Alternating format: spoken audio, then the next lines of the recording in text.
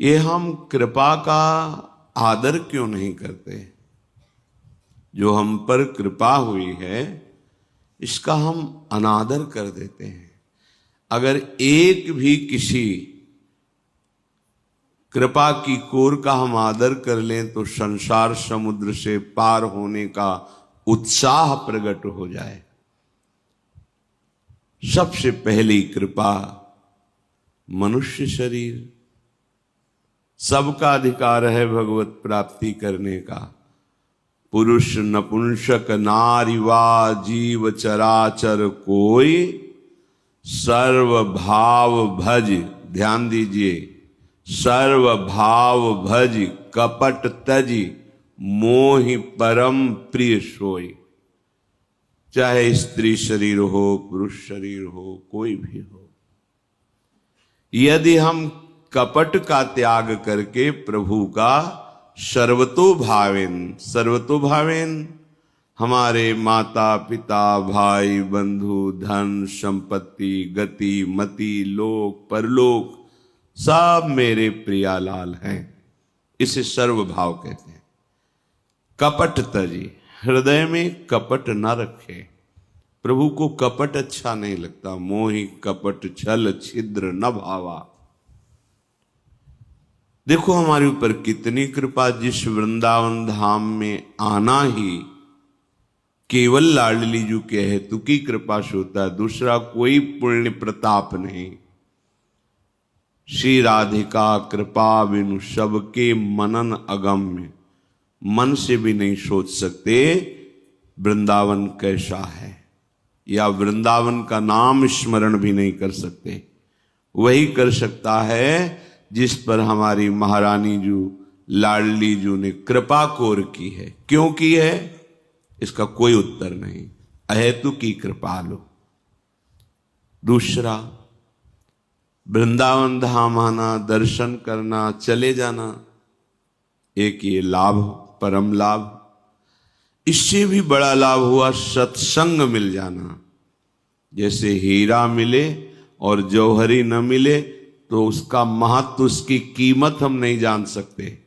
ऐसे ही वृंदावन मिला पर वृंदावन के रसिक महानुभावों का संग नहीं हुआ तो हमारी हालत वृंदावन में रहते हुए वैसे ही है कि बड़ा कीमती हीरा है पर उसका महत्व नहीं है, उसकी कीमत पता नहीं। वो जौहरी मिल जाए फिर आसक्ति हो जाएगी कि मुझे जो मिला है तो बहुत बड़ी उपलब्धि है। फिर इसमें भी अब मुझे गंदे मार्ग में नहीं जाना, अब अध्यात्म मार्ग में चलना, बड़ी उपलब्धि। सत्संग हो रहा है, निश्चय ठीक नहीं, आचरण ठीक नहीं, तो बहुत काल तक किया हुआ सत्संग भी जो लाभ मिलना चाहिए वो नहीं मिला। अगर कहीं उपासक के हृदय में संसार के राग का त्याग कर भगवत मार्ग में चलने का थोड़ा भी उत्साह आ गया, विशेष कृपा। अब जिस मार्ग पर चले दृढ़ता पूर्वक चले, ये महामहिम कृपा। अब इसके आगे कुछ नहीं। जो मार्ग मिला, निरंतर भजन, श्री जी की सेवा, वाणी गायन, हमारा चित्त इनमें लगा रहे। अब पूरे जीवन हमारा यही केवल कर्तव्य है। उपासक एक कृपा पर भी महत्व बुद्धि नहीं रख पाता। जहां किसी इंद्रियजन्य विषय सुख का आकर्षण हुआ तो हम ये सोचते ही नहीं कि मुझे क्या मिला है जो छूट जाएगा। नारकी गतियों में जाने की हम योजना करते हैं और परम धाम का आश्रय मिला, वास मिला, दर्शन मिला, सत्संग मिला, एक भी बात की हमारे अंदर मातृ बुद्धि नहीं रहती कि मेरा श्रीधाम छूट जाएगा, मेरी लाडली जू का आश्रय छूट जाएगा, मेरा जीवन जो संयम के महान ऊंचाई पर चढ़ रहा है वो भ्रष्ट हो जाएगा, मैं एक छोटे से प्रलोभन में बहुत बड़ी निधि का त्याग कर रहा हूं। मणिगण पुंज ब्रजपति छाणत हित हरिवंश कर गई कंचु। मैं कांच के लिए महामणि का त्याग कर रहा हूं, ऐसा विचार ये क्यों नहीं आ पाता? यही भगवान की बड़ी ही मोहिनी माया है, जो हमारे को लाडली जी की कृपा से सब प्राप्त हुआ और हम सब कुछ एक झटके में छोड़ देते हैं। जहां हमारा प्रारब्ध बदलने वाला है, अंतिम जन्म है, जहां अखंड सुख की प्राप्ति का संयोग बनने जा रहा है, वहां मूढ़ता करके अपना सर्वनाश कर लेते हैं। ऐसे माया के प्रवाह में पड़ जाते हैं जहां कोई विश्राम नहीं, कोई किसी तरह का सहयोग नहीं, बस अशांति ही अशांति, क्लेश ही क्लेश। अगर कहीं विश्राम लगता है तो मृत्यु में, चलो झंझट खत्म हो जाएगी। नहीं नहीं, पुनः नया जन्म मिलेगा, नई विपत्ति, नए संकट। इसलिए मान लीजिए आप पर जो कृपा है वो बहुत दुर्लभ कृपा है। महापुरुषों ने रो रो कर मांगा है कि हमको कभी ब्रजवास मिलेगा क्या? हे हरि, हम कब हुई हैं ब्रजवासी? हरि, क्या हम पर भी कभी ऐसी कृपा होगी कि हम अपने को ठसक से कह सकेंगे कि हम ब्रजवासी हैं, हम वृंदावनवासी हैं? आप इस महामहिम धाम के वास को कैसे छोड़ देते हैं? कैसा सौभाग्य मिला आने का, आप आए। यहां जो सत्संग मिल रहा है दुर्लभ लाभ है। एक शब्द भी बैठा लें तो आपके पापाचरणों का नाश करके आपको एक मुनि पदवी, महात्मा पदवी में स्थित कर दे, चाहे जहां भी हो, गृहस्थ में हो, विरक्त में हो, कोई भी हो। पर हमारी जो कमी है वो इतना हम विषयों का महत्व दिए हुए हैं, भोगों का, ना उस भोग के समान गुरु के वचन, ना तो उस भोग के समान श्री लाडली जी की कृपा, ना उस भोग के समान श्री धाम वृंदावन, ना उस भोग के समान हमारा अध्यात्म। इतना नीचा गिर गए हम, इतने नीचे हो गए कि एक विषय, तुच्छ विषय के सामने हम अपना परम अर्थ, परमार्थ, परम लाभ, प्रेम, ये सब तिनके की तरह छोड़ देते हैं। कितनी मलिन बुद्धि हो जाती। कब? जब आप कपट करते हैं। कपट शब्द, प्रभु से कपट, गुरुदेव से कपट, फिर ये अमूल्य वस्तुएं अपने आप इतने आपको दूरी कर देंगे। चिल्ला चिल्ला के कहते हैं कि सावधान, गुरु अपराध, वैष्णव अपराध, संत अपराध ना हो, नहीं ये धाम तत्काल आपको दंड देगा। तत्काल, आपको समझ में नहीं आएगा, वो तत्काल आपके सुकृत नष्ट हो गए, अब आपको बाहर दिखाई देगा। बहुत सावधान। जब कोई उपासक उपासना के मार्ग में आकर अंदर की विषय व्याकुलता को सहता है, ध्यान देने योग्य बात है, तो वही व्याकुलता भगवद मिलन की व्याकुलता में बदल जाती है। ध्यान दीजिए, भगवान के लिए रोना कब आता है? जब आप सच्चाई से इस मार्ग में चलेंगे और आपका हृदय जलेगा, क्योंकि विषय आकर्षण कर रहे हैं, विषय भोगना नहीं है, प्रभु का आनंद मिला नहीं है, पर हम दृढ़ता पूर्वक पकड़े हुए हैं श्रीधाम का आश्रयवास, अपने गुरुदेव के वचनों पर चलना, प्राण निकल जाए पर प्यारी जू का भरोसा न तोड़ना। यदि कोई आनंद का अनुभव नहीं हो रहा पर आप पकड़े हुए हैं, तो यही जलन, यही व्याकुलता प्रभु के मिलन की व्याकुलता में बदल जाएगी। कोई नई तपस्या नहीं करनी, समझिए आप। पर जब ऐसी व्याकुलता प्रकट होने का अवसर आता है तो आपके सामने दो चीजें रखी जाती है, एक भगवत मार्ग और दूसरा संसार के भोग। बिल्कुल फ्री, अभी भोग लो। ध्यान रखना शब्द, ऐसी परिस्थिति उसके सामने, अभी भोगो, फ्री भोगो, कोई दंड नहीं, कोई परेशानी नहीं। और इधर प्रभु का मार्ग, अब चयन करो। अब आगे चल करके व्याकुलता पैदा होगी या इसकी, क्या चयन करते हो?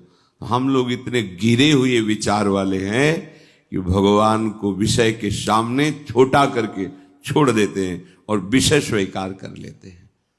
फिर क्या, आधी मिले न पूरी पावे, पछताना रह जाता है, रोना रह जाता है। आपका वो कृपा होगी, किस युग में होगी पता नहीं। ये जो सौभाग्य मिला है ना, किस युग में मिलेगा इसको फाइनल कोई नहीं कह सकता। नष्ट तो नहीं हो गए, क्योंकि सेवा भजन जो कुछ भी बना है वो अविनाशी है, वो आपका साथ देगा। पर कितना समय लगेगा आपको इस जो सौभाग्य मिला उसको ठुकरा दिया, इसका बीच का जो परिणाम भोगना पड़ेगा, कितना समय लगे, इसको कुछ नहीं कहा जा सकता।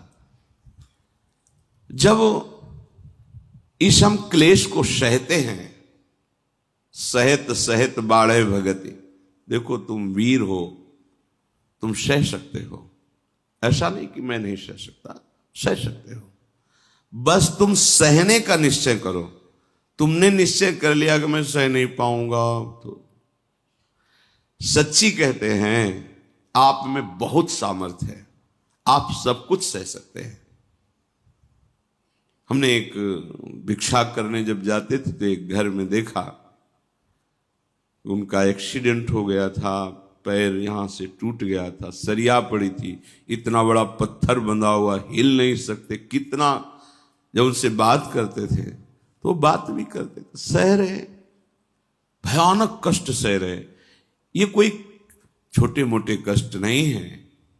जब आप चल रहे हैं तो आपको पता नहीं, जब आप चल नहीं पाएंगे तब चलने का सुख पता चलेगा कि काश वो समय जब मैं दौड़ रहा था, चल रहा था, आज कदम नहीं बढ़ा पा रहा हूं। आप आराम से उठ बैठ रहे हैं, हिल डुल रहे हैं। जब आपकी वो स्थिति आएगी तब आप इसके लिए सोचेंगे वो कौन सा दिन था जब मैं बहुत स्वस्थ था। आप सब कुछ सह सकते हैं। ये कामादि विकार आपके दृढ़ निश्चय ना होने के कारण आपको सताते हैं। दृढ़ निश्चय, सह जाएंगे। सह गए तो अगला कदम भगवत प्राप्ति की व्याकुलता। और जहां व्याकुलता आई तो मेरे प्रभु उस व्याकुल उपासक से छिप नहीं सकते। अब वो किसी एक मूर्ति में ही नहीं है, किसी एक स्थान में ही नहीं है, वो विश्वेश्वर हैं। विश्व के किसी भी कण में ऐसा नहीं जहां भगवान हमारे ना विराजमान हो। कोई भी ऐसी वस्तु स्थान नहीं जहां प्रभु ना हो। जंगम, जड़ चैतन्य, सजीव निर्जीव सब रूपों धारण किए हुए हैं। जहां आपकी व्याकुलता बढ़ी और आपने अपने आप को पूजा सामग्री बनाकर समर्पित किया तो हाथ बढ़ाकर आपको गले से लगा लेगा। कौन सी पूजा सामग्री? अपने आप को पूजा। आप दूसरी वस्तुएं दे सकते हैं लेकिन अपने आप को नहीं। और भगवान को कौन सी पूजा सबसे प्रिय है? जो अपने आप को भेंट में दे देता है, अपने आप को। फिर प्रभु ग्रहण करने के लिए अपने आप आ जाते हैं। वो तो कह रहे हैं पत्रम पुष्पम फलम तोयम ये में भक्त्या प्रेक्षति। यदि आप भाव में भरकर एक चुल्लू जल, तुलसी दल, कोई फल, कोई पुष्प, तो अश्नामिका, मैं उसे खा लेता हूं। सूंघने वाले पुष्प को भी खा लेता हूं, पत्ते को भी खा लेता हूं, जल को भी, फल को भी। छिलका खा रहे, बेर खा रहे, अखिल ब्रह्मांडों का मालिक है। ये कोई खाने वाली चीजें? अश्नामी, क्योंकि मेरा भक्त दे रहा है, मैं उसे पा लेता हूं। जब भगवान को आप अपनी आपे को, अहम को पूजा सामग्री बना देंगे तो फिर कण कण में भगवान की प्राप्ति हो जाएगी। कण कण में भगवान का साक्षात्कार हो जाएगा। पूरा जीवन रोना पड़ता है, पूरा जीवन रोते रोते भगवान की अनुभूति हो जाने पर भी रोना होता है। ऐ स्वामी, कभी ऐसा भ्रम जाल मत फैलाना कि आपको भूल जाऊं। मेरी सामर्थ्य नहीं थी, आपने घसीटा है, आप मुझे चलाया है, आप मुझे अपनी सामर्थ्य से अपना साक्षात्कार कराइए, मेरे में सामर्थ्य नहीं। हमें महापुरुषों के जब चरित्र सुनने को मिलते हैं तो उनसे हमें अपने जीवन को बनाने की प्रेरणा मिलती है। ध्रुव जी ने निश्चय किया, मुझे भगवत प्राप्ति करनी, परम पद प्राप्त करना है।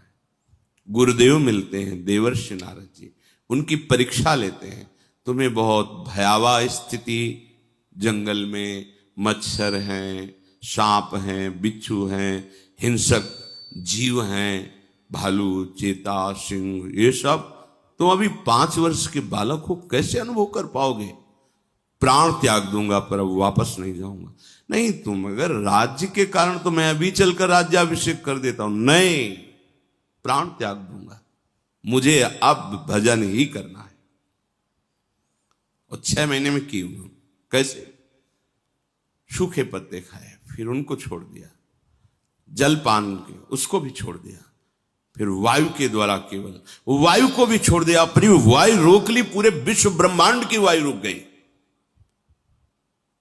शब्द नहीं कहा था। हम अपने परब्रह्म परमात्म तत्व को समय में निर्धारित नहीं कर सकते। उसमें मेरा अहम है, वो एक क्षण में मिल सकते हैं। चतुराशी जी का एक पद बनी श्री राधा मोहन की जोरी अपने एक ब्रजवासी चरवाहे ने याद कर लिया था, माट की तरफ गहरा था। बनी श्री राधा मोहन जू की जोरी, इंद्रनील मणि श्याम मनोहर, 7 कुंभ तनु गोरी। और गाय हाँक रहा है, पीछे नूपुरों की आवाज आई। 6 महीना नहीं, 1 मिनट पीछे नूपुरों की आवाज आई। देखा गोरे सांवले सरकार गलबैया दिए पीछे पीछे चल रहे हैं। नाम बाणी जहां श्याम श्यामा तहां, नाम बाणी सुनत श्याम श्यामा सुबस, नाम बाणी निकट श्याम श्यामा प्रगट। बाणी जी साक्षात प्रिया प्रीतम का रूप है।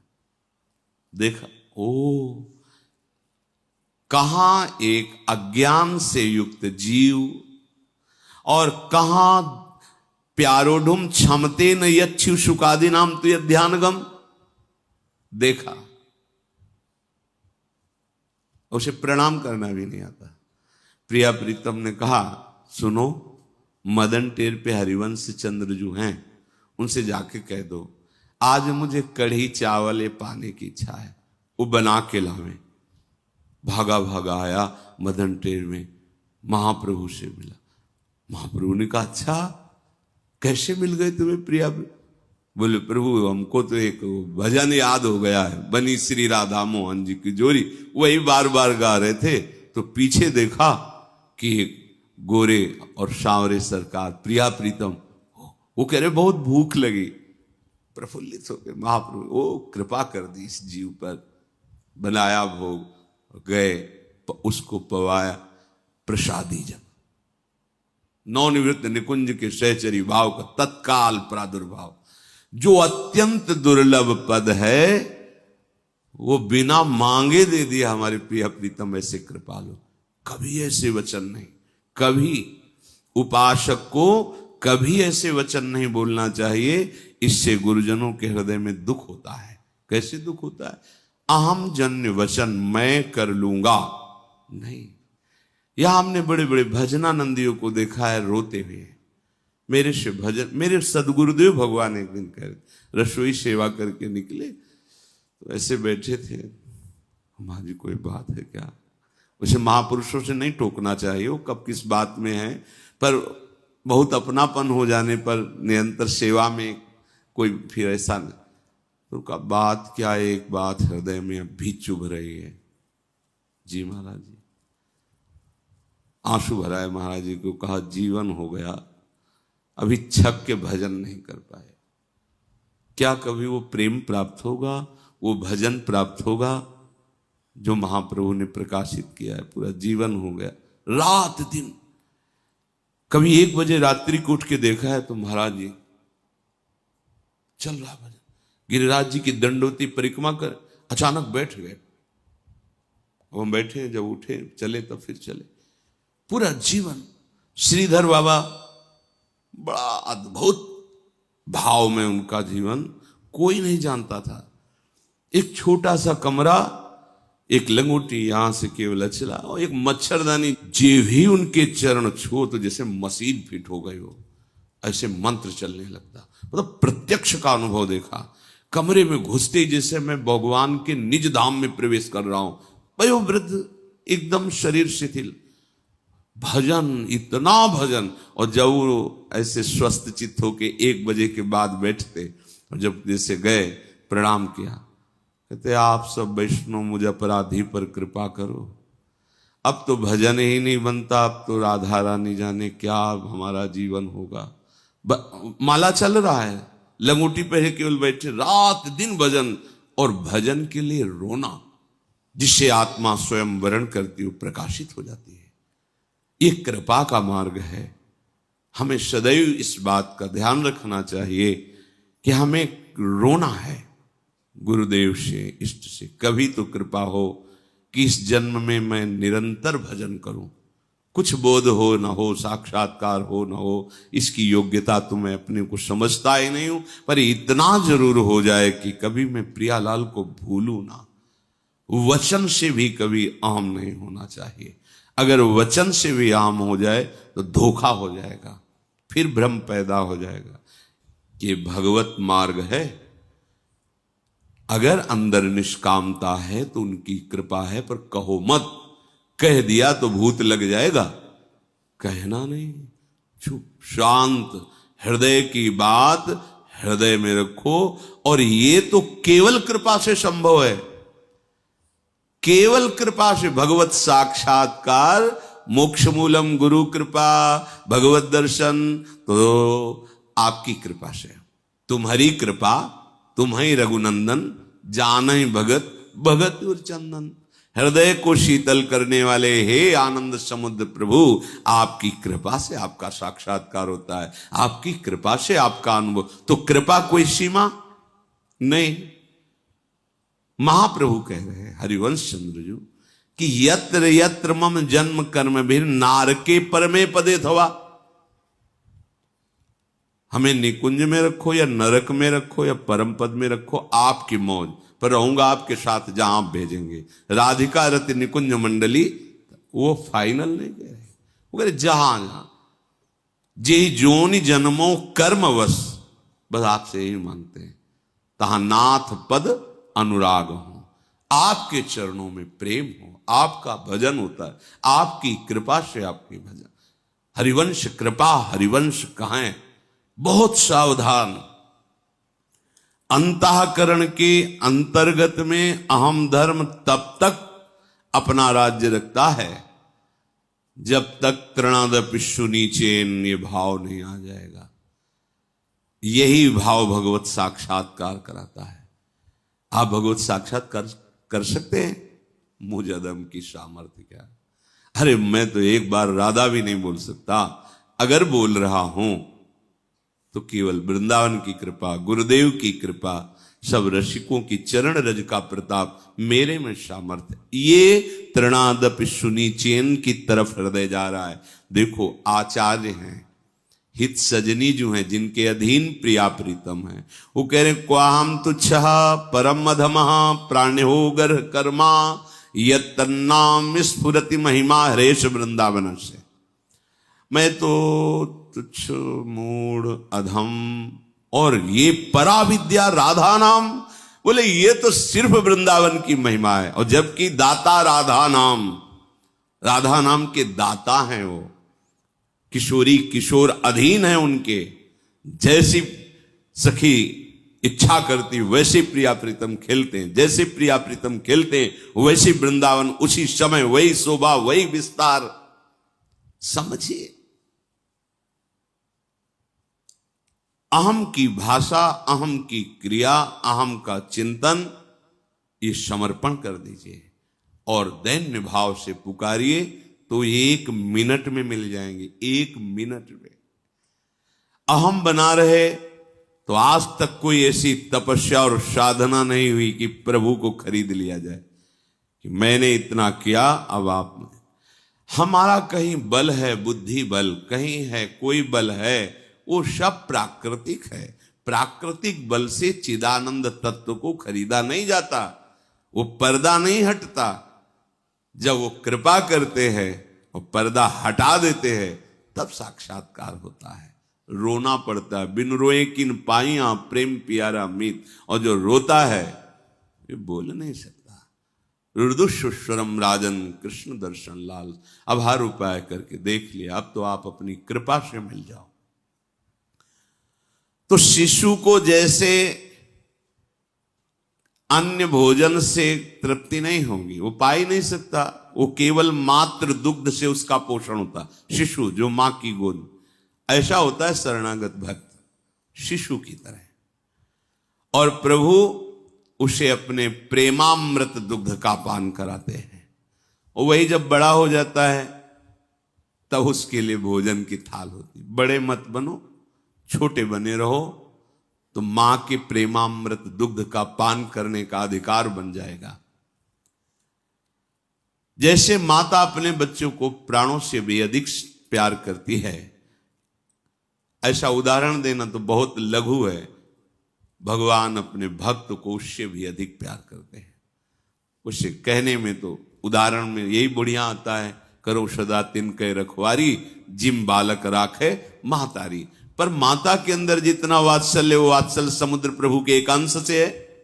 प्रभु वात्सल्य समुद्र कैसे तुलना हो सकती है? पर उदाहरण में ऐसे, जैसे माता अपने बच्चे को प्राणों से भी अधिक प्यार करती है, ऐसे प्रभु अपने भक्त को, भक्त किसको, जहां हमारी तृणादपि सुनी चैन की वृत्ति है, ऐसा तो हम बोल ही नहीं सकते। ये तो बोलना बिल्कुल बिल्कुल अज्ञान का लक्षण है, कभी नहीं, कदापि नहीं। जासु कृपा सब भ्रम मिट जाई, गिरजा सोई कृपालु रघुराई।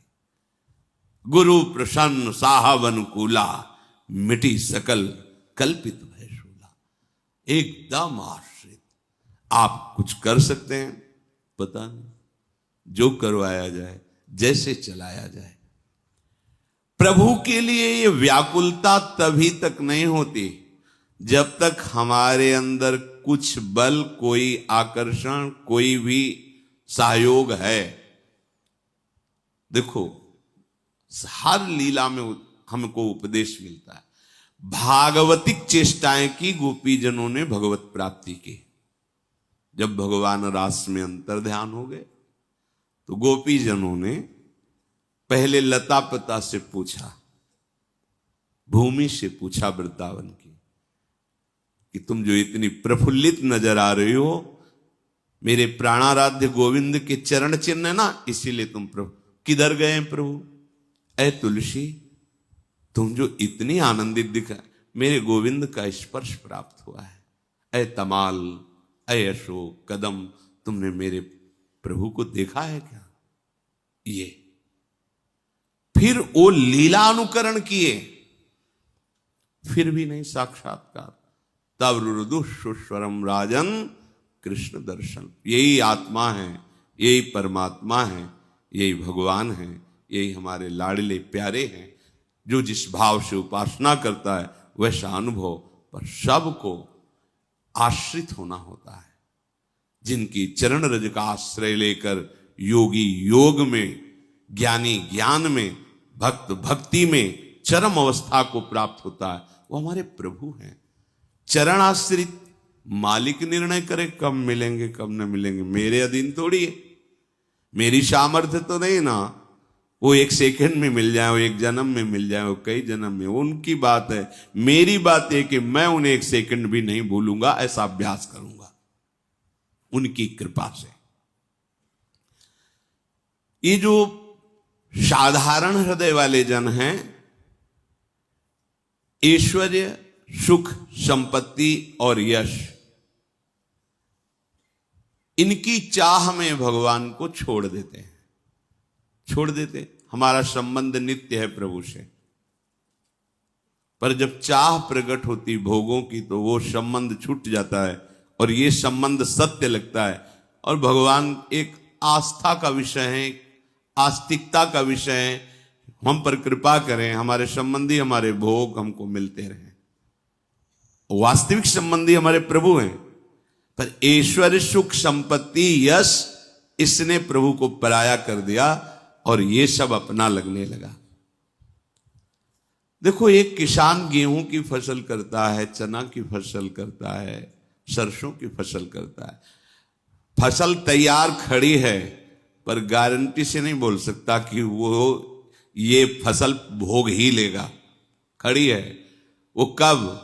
जब अपने गोदाम में पहुंच जाए। नहीं तो खड़ी फसल में, अपने लोग तो देखा है ना, सरसों की कई बीघे खड़ी फसल है, बिल्कुल पकी हुई खड़ी है। शाम के रिमझिम वर्षा हुई, सुबह सूर्य की किरणें प्रत्येक कली सरसों की ऐसे फट गई, सब सरसों बिखर गया और वो माथा रख, बिल्कुल पकी फसल चली गई। साधारण प्राकृतिक फल को भी आप निर्णय ठीक नहीं दे सकते हैं, उसके लिए कहना पड़ेगा कि भगवान चाहेंगे तो इस बार फसल अच्छी हुई है, ये घर पहुंच जाएगी। गेहूं बिल्कुल गलेथ पे है, दाना बढ़िया पड़ चुका है, और तूफान के साथ वर्षा हुई और गिर गया, सब दाना हल्का हो गया, उसके अंदर का पावर खत्म हो गया, भूस केवल रह गया। परमार्थ में हम ऐसा कैसे बोल सकते हैं?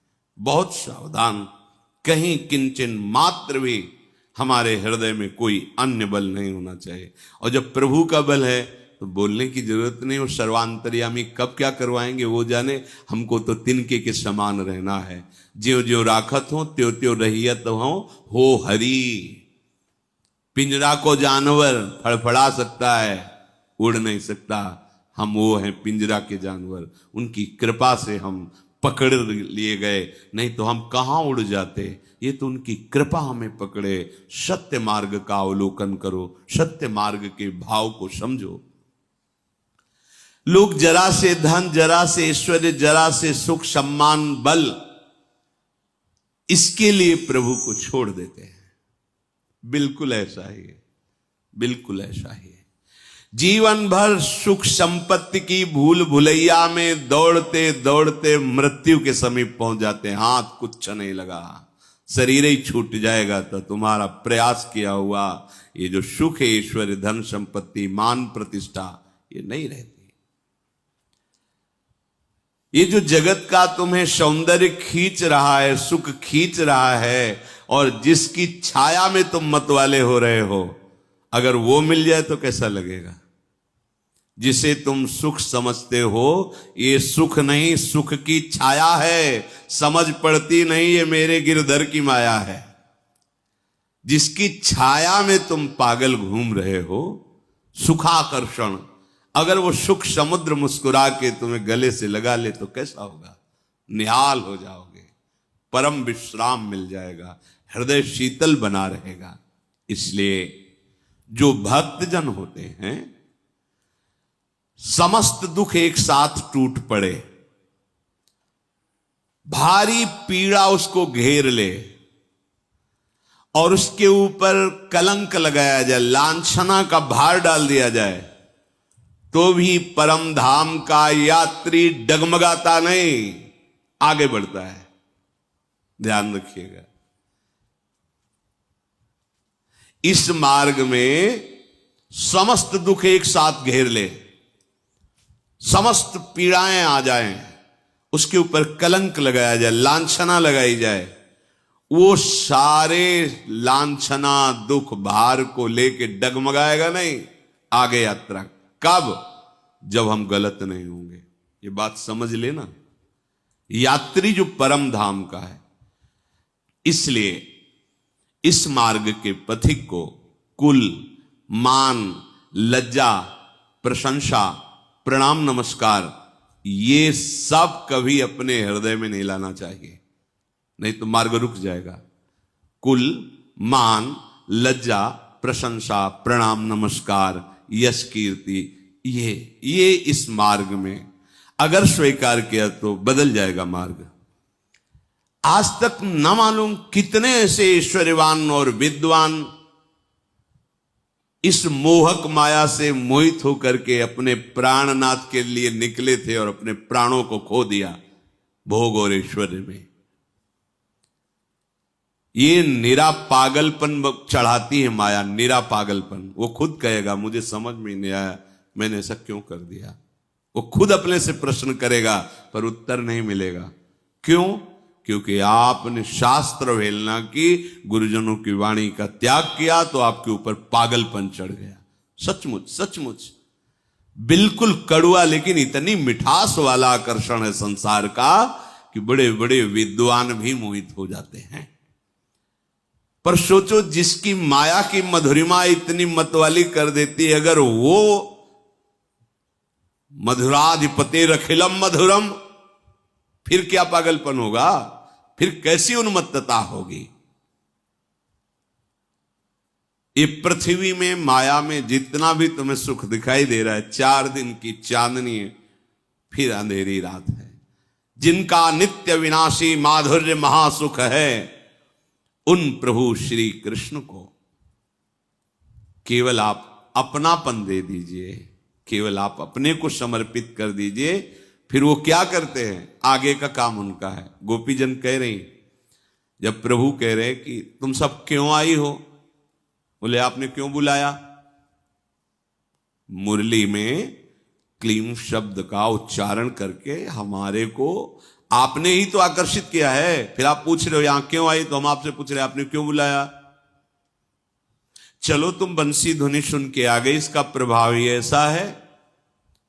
और मेरे दर्शन के लिए तो खग मृग पशु पंछी भी लालायित रहते हैं, फिर तुम तो बुद्धि धारण करने वाली उत्तम विचार वाली मेरी भक्त हो। चलो दर्शन कर लिया, हो गया ना वृंदावन का, अब सब वापस जाओ। हाँ वापस जाए। चित्तम सुखेन भवताप हृतम गृहेषु यन निर्विशत्युत करावपि गृह कृत्ये पादौ पदम न चलत स्तव पाद मूले यामः कथम ब्रजमथो करवाम किंबा। पहले तो हमारे चित्त का अपहरण कर लिया। अरे सुखपूर्वक अपने घर के काम में लगे थे, आपने कथा सुनाई, वार्ता सुनाई, आपने हमारे हृदय में राग का नाश किया, अपने मार्ग में लाए, हमारे चित्त का अपहरण कर लिया। अब कह रहे लौट जाओ। समझ रहे ना गोपीजन क्या यहां अपने लोगों को संदेश दे रही। तुम्हारा काम है श्री कृष्ण के प्रति समर्पण का भाव रखना, और वो भवताप हृतम, संसार के ताप का नाश करने वाले प्रभु, चित्तम सुखेन, जो सुखपूर्वक चित्त संसार में लगा था, वो महासुख श्री कृष्ण हरण कर लिए, चित्त हरण कर लिए। मेरे हाथों की यही दशा है, हाथ लगे थे संसार के कार्यों में। अब आपने जब चित्त ही अपहरण कर लिया, तो फिर अभी हाथ क्या कर पाएंगे। मेरे पैर एक कदम भी अब तुमसे बिलग नहीं चल सकते। जाऊं तो कहां जाऊं, आप कहते हो वापस लौट जाओ। चित्त अपहरण कर लिया, अर्थात पूरा हृदय अपहरण कर लिया। मेरे एक एक कर्मेंद्री ज्ञानेंद्री आपके अधीन हो गई। अब आप कहते हो वापस लौट जाओ। यहां भाव दिखा रहे, उपासक की एक एक वृत्ति, एक एक चेष्टा भगवान अपहरण कर लेते हैं। आपको केवल समर्पण करना है, समर्पण का भाव रखना, समर्पण प्रभु कर लेंगे।